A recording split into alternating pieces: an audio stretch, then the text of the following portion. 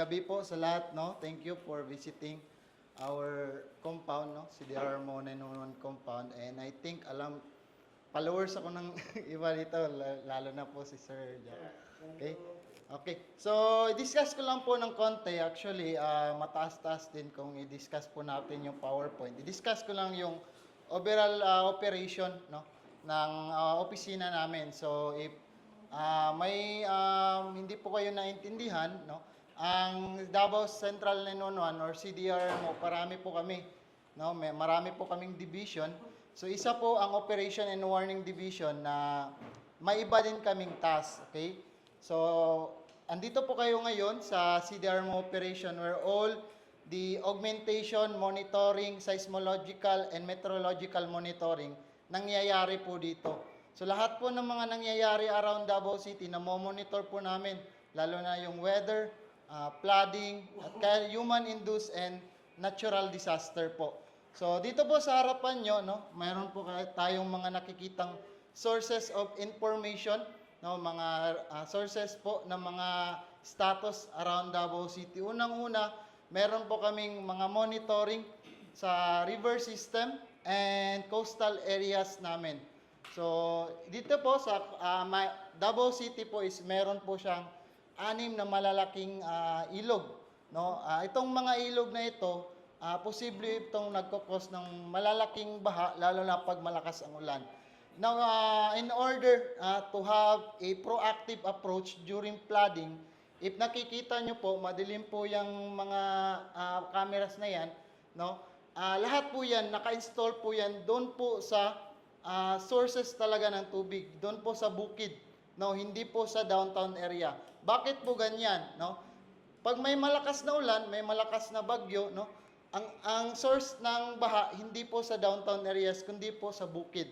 Now in order to have enough time na makaalam yung mga taga Davao, lalo na yung mga affected areas, no, impacted areas natin na mababahaan, meron na tayong camera sa plan, no? Yung sa mataas po na bahagi ng Davao City na kung saan nalalaman natin kung malaki ang tubig, no? So for example po, sir, pasigaan. So example po itong Tamugan, no? Isang source ng tubig po nito galing po ng Bukidnon. Kahit walang ulan po ang Davao, pag uulan ang Bukidnon, may baha po, no? Pag pupunta tayo ng Tamugan, I think 1.5 hour bago ka makakapunta doon. And if there is an increase of water here, no, na monitor namin na may increase ng tubig, itong tubig na ito, it takes 3 to 4 hours bago yan makadating dito sa bangkeruhan. So we have enough time, no? Depende sa status ng tubig, kung ano po ang gagawin namin. Mag-preemptive evacuation ba kami? Mandatory evacuation. The same system that we have here sa 6 na sapa po na meron kami dito sa Davao. And this monitoring system po is hindi siya kailangan ng kuryente na nakakonect sa poste, no? Solar powered po 'yan, kahit na may walang kuryente sa area na 'yan, magpa-function siya. At sa nakikita nyo po, meron siyang floodlights, no? During heavy rains, during rainy season or thunderstorm, magpa-function po 'yan, no? Magpa-function po sila lahat. And 360 degrees, no? And lahat po ito automated lang po and remotely controlled dyan lang po sa loob, no? And 24/7 working po ito. So itong opisina na ito, hindi po ito nawawala ng tao. Okay? So isa ito sa trabaho ko. Then we have also the monitoring po sa coastal areas, no? Na nalalaman namin kung anong status ng dagat. Kasi ang nangyayari dati, nagre-rely pa tayo sa PBOX, no? Kung anong status ng dagat, lalo na pag may tsunami alert. So nagre-rely pa tayo sa PBOX kung anong status ng dagat natin. Now in order to have a real time, maka-update kami sa taga Davao, lalo na kung may tsunami alert, we have this monitoring system na automatic nila live namin sa FB, sa social media namin, sinishare namin sa mga FB page namin to have a real-time update kung anong status ng dagat. So example po yan yung may tsunami alert po, no? Na may lindol ang Russia. Now meron kaming kasali po ang Davao sa tsunami alert na yon. Now in order to have an update diyan po sa social media, lalo ng mga tao ngayon, no? Nandiyan na sa social media lahat. We make a live, no? Like live po ito na nakikita na pinalive po namin sa FB. So real time po ito, no? So nakikita nyo yung coastal road namin, no? Isa sa mga, alam niyo na, may mga highlights ngayon sa politics, okay? Then we have here also the monitoring for seismological, no? When we say seismological, yung mga lindol, and meteorological, atmospheric status po ng Davao City. So we have the monitoring po sa ulan, diyan po yung windy, no? Nalalaman namin kung anong oras ang ulan, gaano siya kabigat, gaano kalaki yung tubig na ibabagsak niya, saang mga areas na may possible na uulan, no? Uulan ba mamaya, bukas? So diyan po kami tumitingin sa windy.com, and then we have also the radar system, no? Through Pag-asa na namomonitor namin yung mga bukid areas namin kung saan nalalaman namin kung may malakas na ulan. So ito po siya, mga radar system po yan na nagdi-detect kung may malakas na ulan. Okay. And then we have also the monitoring sa mga lindol, no? So ang gamit po namin yan, itong page na to, no? Through Philippine PVOX, na nalalaman natin kung may lindol, no? Kung gaano siya kalakas, yung epicenter din. And we have also device dito po, no, sa opisina na ito, nalalaman namin kung gaano kalakas yung lindol. So if nakikita nyo po yung square or rectangle na system na yan, so once there is an movement, no, ground movement, automatic po lalabas po kung gaano kalakas yung lindol na napipil ng Davao.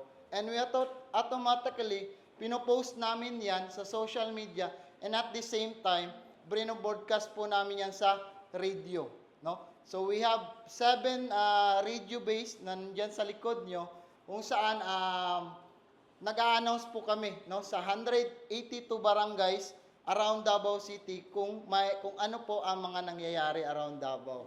Okay?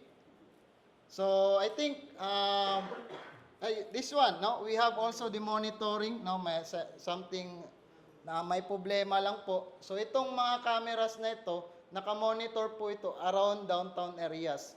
So most of these cameras naka-focus po ito sa mga may street flooding, no? So if there is urbanization, meron ding mga negative impact niyan, lalo na mga drainage clogging, ganun. So yan po, no? Lahat ng cameras nito, pag meron pong pag-ulan, na-monitor namin kung ano ang daan po na may flooding. So ina-announce po namin yan sa social media, sa mga barangay, to give action on that particular road, no?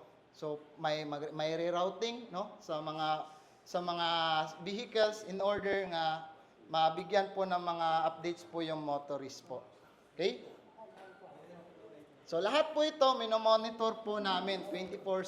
And sir, ipakita nato, pasudlon pa nato sila diyan. Sige. Sige po, ipakita ko lang po sample po ng cameras po, no, gaano siya ka-high-tech. And di naman gaanong high-tech, no? Question muna. Yes po. Kunwari, aksidente, yung response time niyo, gaano katagal? Sir, ipakita ko po yung... Realistic, hindi yung katulad mo. Opo, oo. Actually, malaki po ang Davao, no? We have 182 barangays here. And sa Central Linunon, sa CDRMO alone, 400 personnel lang kami dito. And we have only less resources here. No, kung babanggitin natin yung 182 barangays. But through communication, sa 182 barangays po, no, may call sa 911, automatic si 911 po, yung call center namin, tatawag po sa amin, sa operation center, para yung barangay na malapit po and equipped, sila po yung first response sa area. While yung resources namin coming from here, mobiling na po, no? So may first responder na, so nalilesen yung oras ng response. So yung sinasabi nilang 3-minute response time, hindi siya effective dito sa Davao kasi malaki po talaga ang Davao. But through the help, no, through strengthening our community-based committee, no, BDRRMC, mga barangay responder, and also our volunteer groups, kasi marami pong volunteer groups dito. No? So hindi lang si Central 911 alone ang nagre-response sa isang particular na incident. No, marami po kami. So ipapakita ko po ng saglit kung gaano kalaki po yung Davao. Okay. For a while po.